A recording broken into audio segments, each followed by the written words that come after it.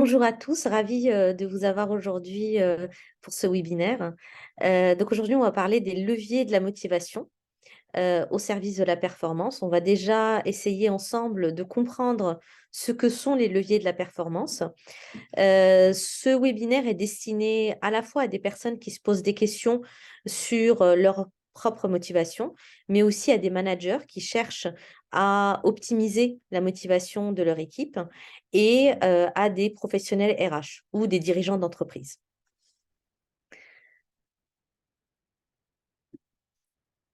Donc tout d'abord, qu'est-ce que la motivation? D'après Claude Lévy-Leboyer, la motivation, c'est ce qui nous pousse à agir, à décider de faire un effort pour atteindre un objectif et à persévérer dans cet effort jusqu'à ce que le but soit atteint. Donc là, on voit qu'il y a un vrai lien entre la motivation, l'effort et la persévérance. En effet, sans la motivation, on ne va pas avoir suffisamment d'entrain pour réellement faire l'effort et persévérer dans cet effort. Donc, c'est une notion intéressante euh, à garder en tête, c'est que si on n'est pas réellement, euh, je dirais, motivé pour avoir un effort sur la durée, c'est que peut-être que la motivation n'est pas là dès le départ. Alors, qu'est-ce qui nous pousse à agir? Deux choses. Il y a d'une part nos besoins et d'autre part nos attentes.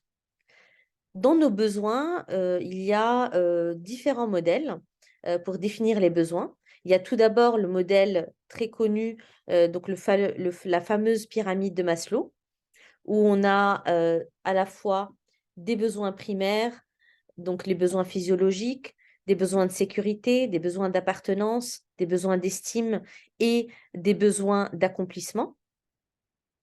Je ne vais pas forcément détailler cette pyramide, je pense que vous la connaissez tous. N'hésitez pas bien sûr à poser des questions dans le chat et on arrêtera pour répondre aux questions si besoin. Après, il y a un autre modèle que moi je trouve très intéressant qui a été développé ces dernières années par un psychologue qui s'appelle Will Schultz. En fait, Will Schultz a travaillé avec différentes équipes pendant plus de 40 ans, dont des équipes de la NASA, des équipes de l'armée américaine. Et il a pu voir que euh, les équipes augmentaient en performance au fur et à mesure qu'ils avaient des objectifs clairs, qu'ils avaient un manager de confiance, qu'ils avaient un but commun, etc., etc. Mais il manquait toujours à peu près 25% de performance à, je dirais, délivrer. Et donc, il en est venu à conclure, et il a créé un modèle qui s'appelle le modèle ICO.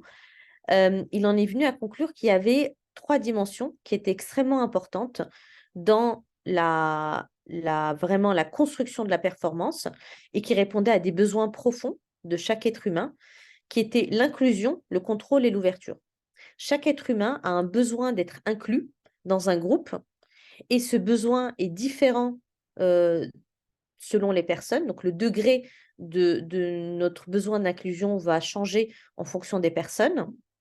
Et donc, si la réalité ne correspond pas à ce besoin, il y aura une frustration. De même, on a tous un besoin de contrôle, contrôle sur notre vie, contrôle sur notre travail. Et si la réalité ne correspond pas à ce besoin, il y aura une frustration.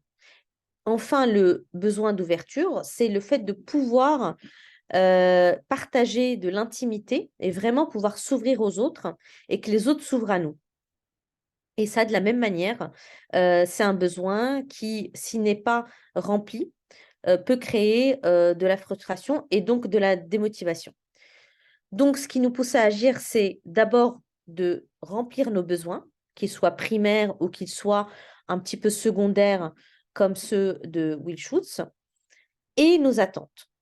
Dans nos attentes, en fait, comme l'être humain est finalement un être rationnel de facto, on va calculer automatiquement et voire même inconsciemment nos chances de réussir et la valeur qu'on accorde au but.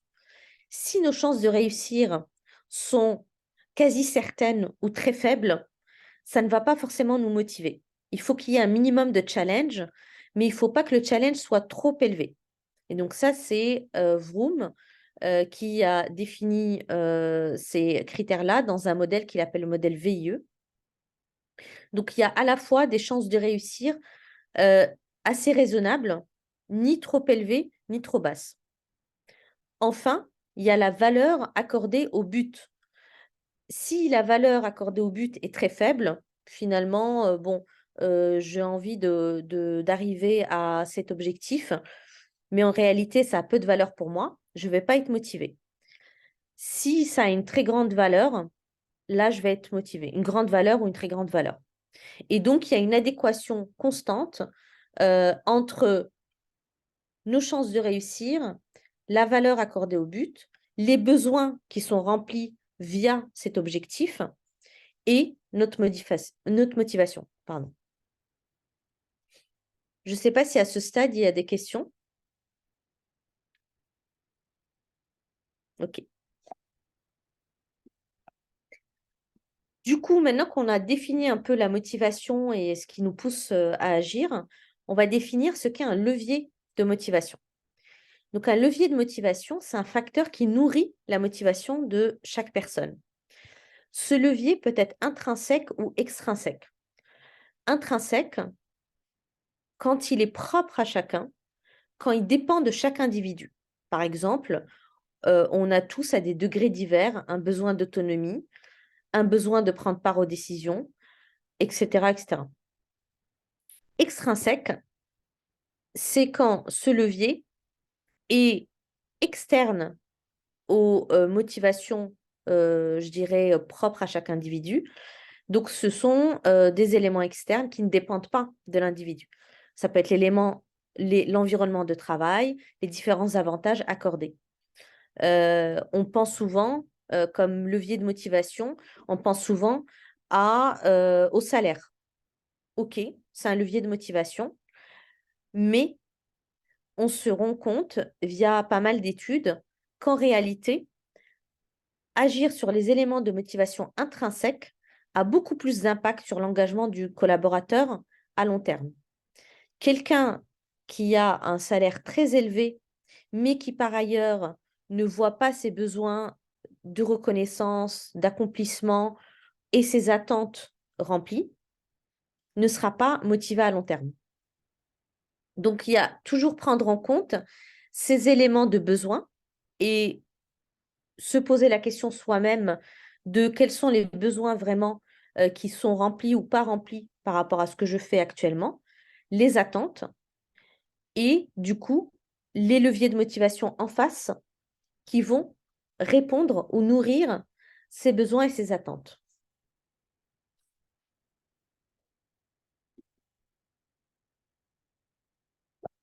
Alors, sur les leviers, on a plusieurs écoles, plusieurs modèles, etc. Moi, j'ai choisi de vous présenter aujourd'hui le modèle de Thierry Paco, qui est un coach et psychopraticien PNL et qui a identifié 12 leviers majeurs sur lesquels agir. Et ces leviers ont été classés selon 4 axes pour faciliter l'analyse et pour activer les bons leviers quand nécessaire. Donc, ces 4 axes sont l'utilité, le management, le sens et le social. L'utilité, c'est quoi? C'est se sentir utile dans son environnement et se développer. Avoir une mission et des objectifs clairs, bien les comprendre. Avoir la possibilité d'encourager son développement. Dans le management, c'est avoir une relation de confiance avec son manager, avoir les moyens nécessaires pour accomplir sa mission, avoir une part de responsabilité, avoir un manager disponible et à l'écoute, avoir droit à l'erreur, avoir une confiance, avoir une capacité d'autonomie. En fait, c'est tout ce qui se noue entre nous et notre manager dans la confiance. Donc, dans la confiance, on a suffisamment d'autonomie, en tout cas celle qui correspond au degré qui est sain pour nous, parce qu'il ne s'agit pas de donner trop d'autonomie à quelqu'un qui n'est pas capable d'en avoir, peut-être quelqu'un de trop junior, ou de ne pas donner assez d'autonomie à quelqu'un alors qu'il peut en avoir une grande s'il est très senior. Donc, c'est vraiment avoir un niveau sain d'autonomie.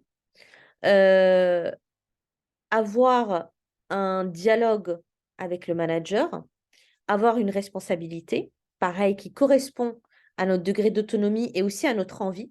Certaines personnes peuvent être très autonomes, mais n'ont pas envie d'avoir de responsabilités.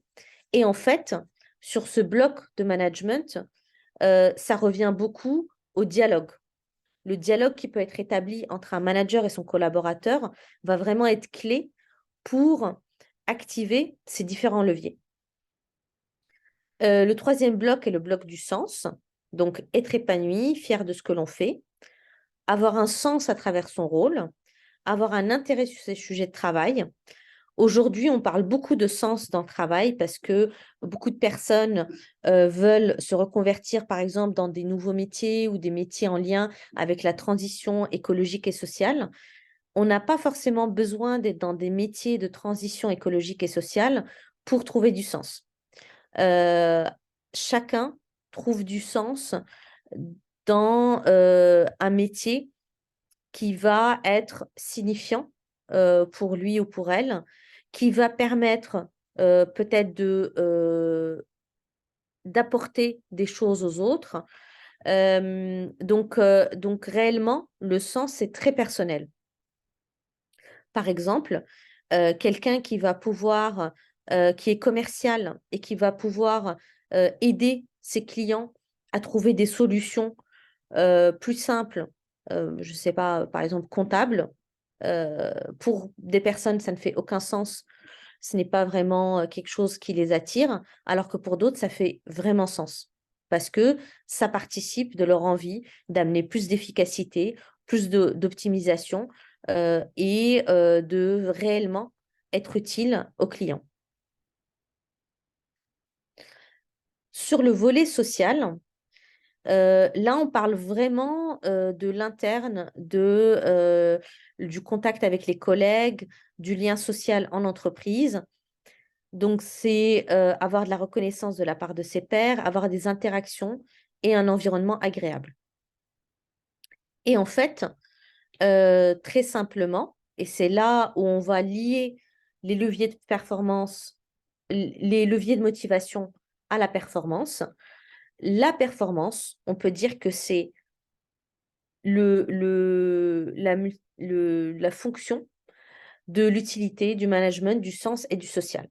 Donc, c'est ces quatre éléments multipliés qui vont permettre de, de mesurer la performance de l'individu. Si un individu se sent utile, a un management de confiance, trouve du sens dans ce qu'il fait et en plus un environnement social satisfaisant, on peut parier que la performance sera au rendez-vous. Je m'arrête là 30 secondes, peut-être pour vous laisser regarder un petit peu ces 12 leviers, parce qu'après, on va les utiliser pour le reste. Et si vous avez des questions, n'hésitez pas.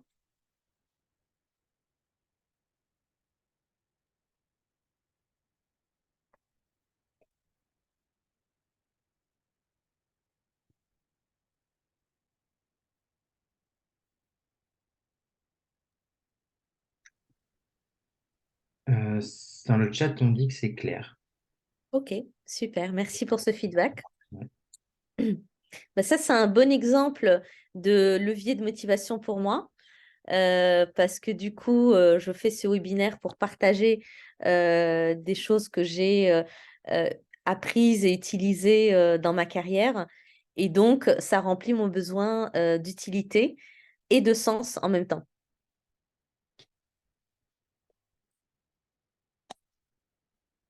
Alors, je vais avancer.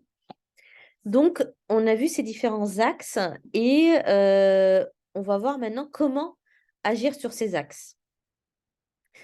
Et d'abord, surtout, pourquoi? Euh, Parce que finalement, c'est pas évident de se dire, bah, il faut, moi, en tant qu'individu, moi, en tant que manager ou moi, en tant que professionnel RH, je dois agir là-dessus. En tant qu'individu, ça paraît assez clair parce que plus on va comprendre ces leviers de motivation et on va essayer d'avoir un métier ou une mission qui remplit nos leviers, nos besoins et nos attentes, et plus on sera épanoui. Mais pour un manager ou pour un professionnel RH, ce n'est pas forcément évident parce qu'on peut tout à fait se dire, bah, en fait, c'est à chaque personne d'être motivée. Nous, on offre une base, on offre un poste de travail, on offre un salaire adéquat aux personnes de trouver leur motivation. Mais la démotivation des collaborateurs peut avoir des conséquences néfastes et profondes sur l'organisation et la performance globale. En fait, je ne sais pas si vous avez déjà eu cette expérience d'avoir un collaborateur démotivé dans votre structure. En général, ça fait tache d'huile et il va influer sur les autres collaborateurs. Donc, il faut absolument traiter rapidement et pour déjà éviter, je dirais, une contagion. Et surtout, si les causes ne sont pas traitées rapidement, elles peuvent devenir difficilement corrigibles. En fait, le collaborateur va atteindre un point de non-retour en termes de démotivation, donc on ne pourra plus vraiment le récupérer, entre guillemets, et le mal sera fait pour lui, mais aussi pour d'autres collaborateurs dans l'entreprise. Parce que, et là je reviens 2 secondes au bloc social, en fait, s'il y a un collaborateur qui est démotivé, par exemple, qui n'a pas d'utilité dans son travail et qui va du coup créer un environnement désagréable, ça va forcément impacter sur ce pilier pour les autres collaborateurs. Donc, comme quoi, finalement, il y a des correspondances et il faut agir sur les différents piliers. Donc, par quoi commencer? Moi, mon conseil, c'est vraiment d'avoir, si vous êtes encore une fois responsable au sein de votre structure, que vous soyez professionnel RH, manager ou directeur général ou directrice, euh, c'est de commencer par un état des lieux global. L'état des lieux global permet en fait de d'identifier les zones défaillantes. Mon conseil, c'est de faire un sondage anonyme à tous les collaborateurs qui permettra d'établir l'état des lieux global. L'avantage du sondage anonyme, c'est que toutes les personnes peuvent s'exprimer librement. Idéalement, moi, ce que j'ai vu comme bonne pratique dans certaines entreprises, c'est que c'était fait par un organisme externe.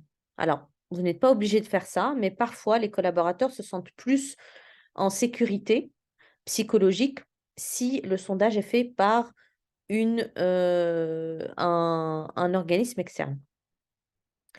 Donc, ce premier sondage anonyme permet d'identifier les zones défaillantes. De manière globale, on va se dire, attention, là où ça pêche, c'est l'utilité. Par exemple, les fiches de poste ne sont pas bien définies. Euh, Peut-être c'est le social. Il n'y a pas forcément un environnement de travail qui permette des interactions. Peut-être parce que tout le monde est en remote tout le temps, enfin, travaille de chez eux. Et depuis le Covid, on n'a pas remis en place des moments de convivialité. Donc, c'est peut-être ça qui pêche. Euh, et l'idéal, c'est d'accompagner cet état des lieux global avec une discussion pour chaque collaborateur. Donc, cette discussion, elle peut avoir lieu pendant l'évaluation de fin d'année. Et ça, idéalement, donc c'est une discussion manager-collaborateur qui permettra un diagnostic personnalisé pour chaque collaborateur. C'est pas toujours évident d'avoir des informations, je dirais, fiables et honnêtes de la part des collaborateurs s'il n'y a pas un climat de confiance avec le manager. Donc, encore une fois, en fonction des structures, l'état des lieux par collaborateur, il peut être aussi fait peut-être par sondage, mais cette fois-ci non anonyme et avec les RH, ou des entretiens avec les RH, ou des entretiens avec des organismes externes pour chaque collaborateur. Mais il faut trouver la bonne formule, en fait, pour faire en sorte que les gens puissent exprimer ce qui ne va pas sans être pénalisés de s'être exprimés. Donc ça, c'est très important.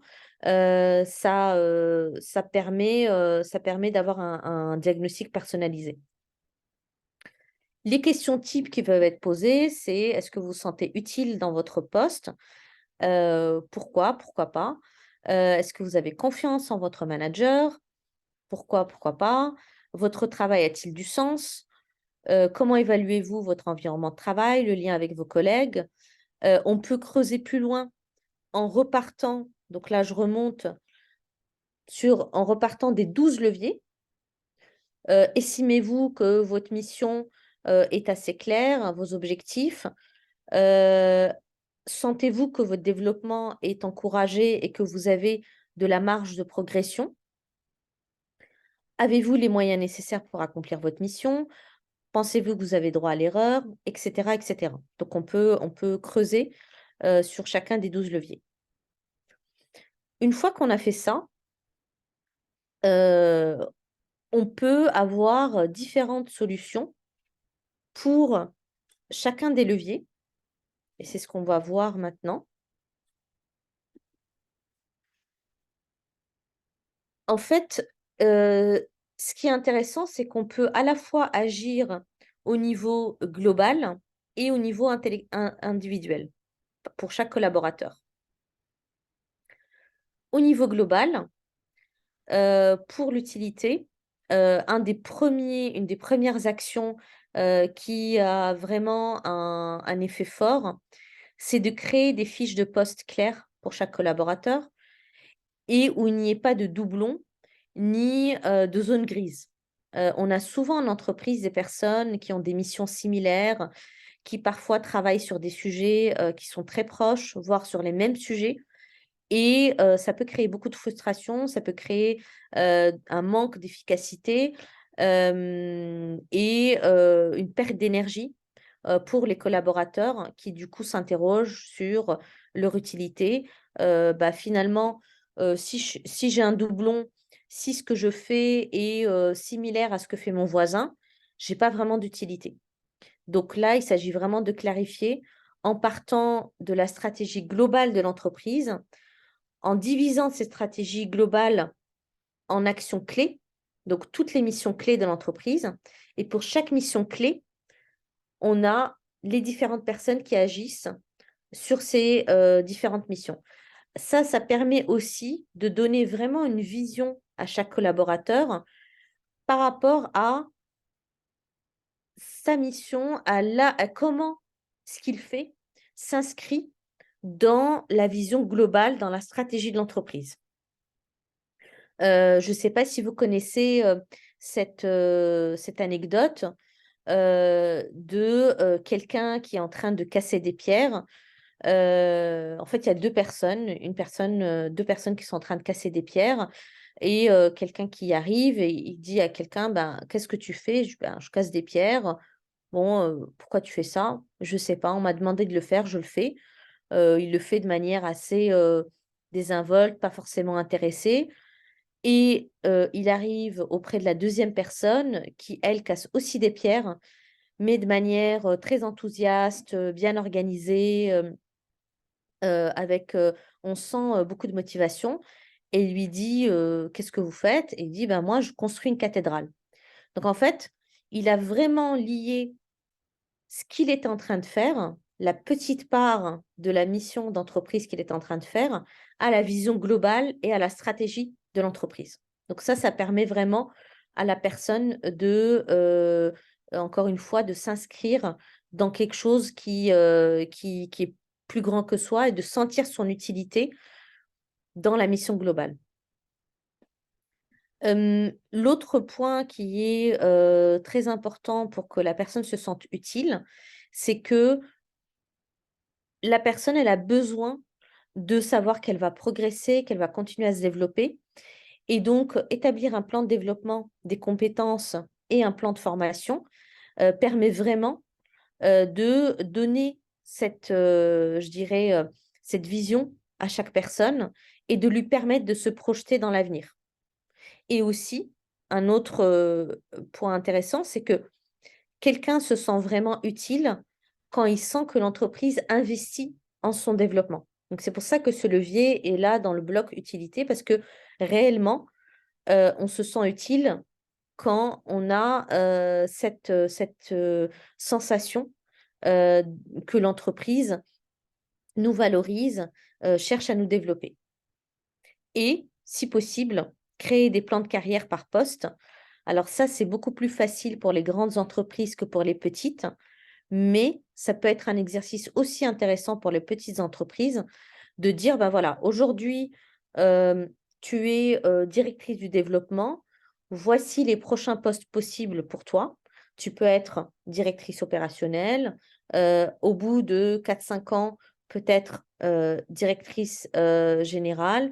Euh, Tu es aujourd'hui technicien, peut-être avec une formation ou une valorisation des acquis d'expérience, tu vas pouvoir accéder au poste de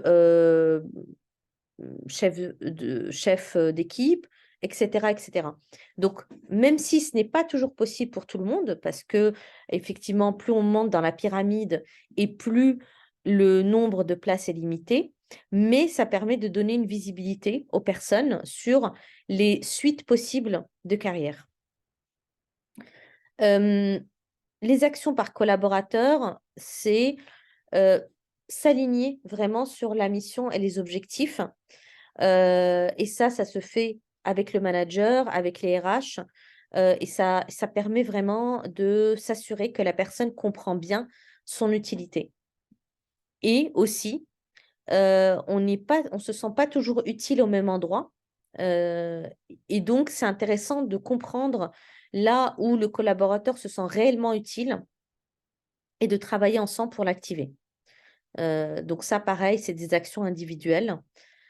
Sur le pilier du management, là, c'est vraiment, je dirais, multifactoriel parce qu'il s'agit vraiment de construire la confiance. Et pour construire la confiance, il y a à la fois des process, des outils, mais aussi une culture d'entreprise à mettre en place. Et une culture d'entreprise, c'est très difficile à mettre en place, mais parfois, avec les bons outils, on peut arriver à influencer certains comportements.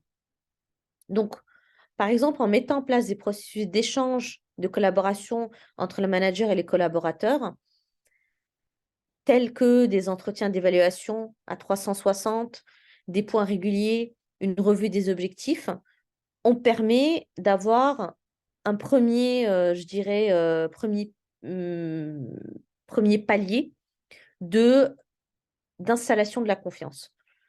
Ensuite, pour encourager un management collaboratif et de proximité, il y a plusieurs entreprises qui mettent en place des incentives aux managers. Donc, par exemple, un manager qui va encourager le droit à l'erreur, l'autonomie, la responsabilité, il va pouvoir être noté sur ces dimensions-là par ses collaborateurs. Et donc, les RH auront accès à ces résultats d'enquête pour pouvoir évaluer les managers qui sont euh, plus collaboratifs, qui encouragent la proximité, qui mettent en place un climat de confiance.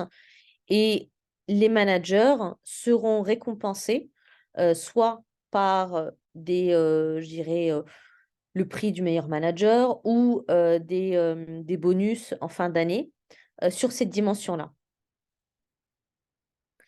En ce qui concerne les actions par collaborateur, donc une fois que les temps d'échange ont été mis en place, c'est très important de les respecter, d'avoir ces temps-là pour discuter un peu des difficultés, des choses qui vont bien, mais aussi que à la fois le collaborateur et le manager puissent faire des feedbacks. Et le manager a vraiment intérêt à l'encourager en, je dirais, mettant en place certains rituels, parce que c'est pas quelque chose qui vient spontanément. Donc, en mettant en place certains rituels comme le partage de choses qui ne n'ont pas marché pour eux dans leur carrière, leurs difficultés sur certains sujets, par exemple, et cetera, et cetera. Ça permet en fait, aux collaborateurs de s'ouvrir plus. Et donc là, je reviens à, ce modèle de Will Schultz sur, l'inclusion et le contrôle et l'ouverture. Une plus grande ouverture permet réellement d'installer ce climat de confiance. Hem, Aussi débriefer sur les erreurs. Les erreurs, si elles ne sont pas, partagées, si on ne se sent pas en confiance pour les dire ou, si, le manager réagit de manière négative à chaque fois qu'on les évoque, elles vont être de plus en plus cachées, elles vont être, on va dire devenir tabou, alors que à la fois le manager et le collaborateur peuvent vraiment apprendre de ces erreurs. Donc, là, je dirais le process le plus simple, c'est de dire: «Voilà, en tant que manager, j'ai fait telle et telle erreur récemment et voilà comment je m'en suis sortie.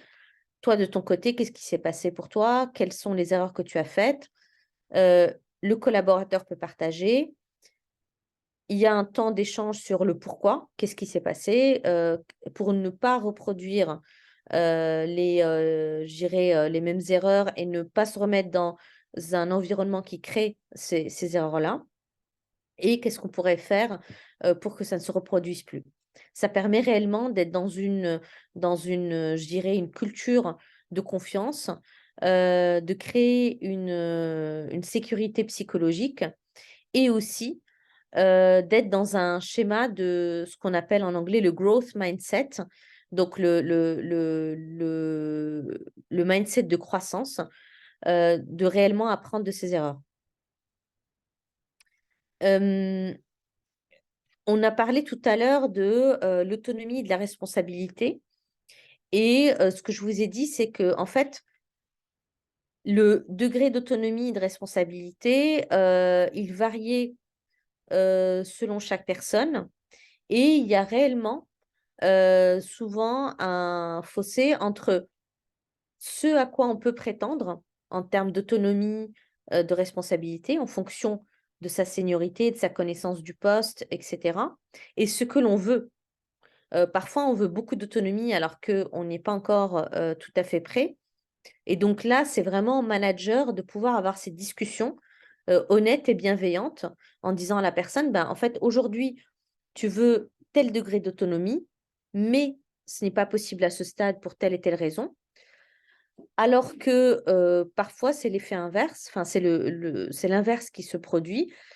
Certaines personnes sont très autonomes, mais ne veulent pas, de responsabilité, ne souhaitent pas être autonomes et donc c'est aussi au manager de comprendre ce qui se passe pour la personne, de comprendre ce qui fait sens, et d'encourager la personne à prendre plus de responsabilités.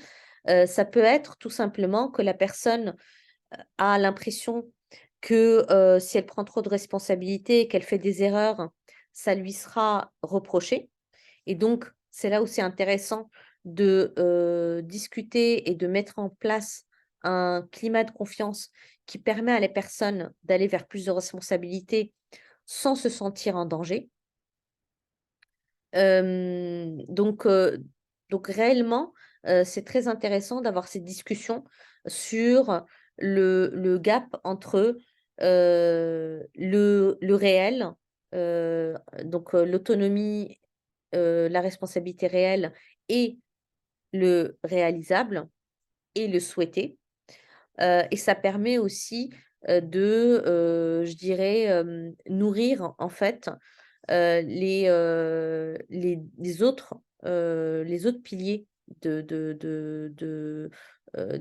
leviers de motivation, et ça permet en fait, aux managers et aux collaborateurs d'avoir une discussion franche sur les rôles et responsabilités avec certains critères d'analyse que sont l'autonomie et la responsabilité. Par rapport au sens, là, en fait, finalement, c'est au niveau global de l'entreprise, c'est assez simple à mettre en place et en même temps, peu d'entreprises le font. Hem, En fait, c'est assez simple parce que, souvent, le ou la présidente ou directeur général a vraiment une idée de la vision qu'il porte, de la stratégie et cetera. Mais elle n'est pas toujours partagée et elle est souvent, mal comprise par les collaborateurs. Donc là, il ne faut pas hésiter à, communiquer, de manière extrêmement régulière dans les temps d'échange avec les collaborateurs, dans les team building, dans les, temps où, les collaborateurs se retrouvent, en extérieur, voilà, des temps dédiés, voire des temps, dédiés, mensuels, où on va partager les nouvelles, mais on va aussi rappeler toujours la vision, la stratégie. Moi, en tant que directrice générale, j'ai souvent été surprise de constater que, moi, j'avais une vision très claire et une stratégie claire, mais que mes collaborateurs ne la comprenaient pas, de manière aussi détaillée, et ne l'avaient pas en tête. Et donc, en la répétant très, très souvent, c'est ce qui permettait à tout le monde de s'aligner et du coup de trouver du sens dans l'action. Donc, donner de la visibilité sur la stratégie, la vision de l'entreprise, partager le sens de l'engagement des dirigeants. C'est très puissant quand un dirigeant, une dirigeante va dire voilà pourquoi moi je suis là, voilà pourquoi moi ça fait sens pour moi, voilà ce que j'aime dans ce que je fais. Ça permet vraiment de donner un exemple très fort et d'apporter du sens à toute l'action de l'entreprise. Et enfin, mettre en place une politique RSE en commençant, par des petites actions, en ayant peut-être un responsable ou une responsable RSE qui est pas forcément un expert, mais qui va apprendre petit à petit à, je dirais, mettre en place, certains processus, certains outils, par exemple, évaluer la diversité dans l'entreprise, évaluer le bilan carbone de l'entreprise et cetera, permet aussi d'apporter à tous les collaborateurs plus de sens parce qu'ils se disent: «Tiens, je suis dans une entreprise responsable» et aujourd'hui, on le voit, notamment chez les personnes les plus jeunes, ça devient clairement un critère de choix pour les entreprises qui vont rejoindre. Mais ça permet aussi aux personnes qui sont impliquées dans ces actions RSE, d'avoir encore plus de sens dans leur travail. Donc c'est un réel plus, à la fois pour la marque employeur et pour la performance des collaborateurs. Sur ce pilier, les actions par collaborateur, bah, c'est inscrire le travail du collaborateur dans la vision et la stratégie de l'entreprise. Donc, vraiment, je reprends mon exemple, des 2 personnes qui cassent des pierres. Il y en a un qui sait que la vision, c'est de construire une cathédrale et donc, il va être d'autant plus motivé, pour, réussir, cette vision. Et selon le profil du collaborateur, l'impliquer dans des actions RSE peut réellement, rajouter, beaucoup de sens à son action, dans l'entreprise, et ça peut être aussi un outil, de, cohésion, des personnes qui sont dans des équipes différentes. Si, les personnes en charge de la politique RSE sont dans des équipes transverses, ça permet de créer des liens, et on en vient au quatrième pilier. On peut créer des opportunités de liens entre collaborateurs via des séminaires, des team building, des afterworks, mais aussi via ce type d'initiative un peu, transverse. Il n'y a pas que, les initiatives RSE auxquelles on peut penser. On peut penser à des initiatives de, heu expérience utilisateur, excellence opérationnelle, énormément de choses qui peuvent être faites en transverse parce que ça concerne différents départements. Et donc ça amène beaucoup de liens entre les différents collaborateurs, surtout s'ils travaillent sur ces sujets-là en équipe projet, où il n'y a pas de hiérarchie. Ça leur permet aussi je dirais, départir de leur hiérarchie sur un ou deux sujets. Et les valeurs de l'entreprise, les définir ensemble, idéalement. Donc, moi, ce que j'avais fait dans le passé, dans un de mes postes antérieurs, c'est que j'avais fait toute une journée sur les valeurs et tous les collaborateurs avaient participé à définir les valeurs de l'entreprise. On avait brainstormé, on en avait sélectionné une dizaine. Puis après, on avait affiné, on était arrivé à 3, 4. Et après, on avait affiché ça dans toute l'entreprise et ça permettait vraiment de créer un sentiment d'appartenance et de réellement créer un lien entre les collaborateurs. Et une action qui peut être très bénéfique pour le lien social, donc pour chaque collaborateur, c'est de créer un processus d'intégration adapté pour chaque collaborateur, qui implique à la fois le manager, les RH, mais aussi d'autres collaborateurs, d'autres départements, des personnes différentes de toute l'entreprise.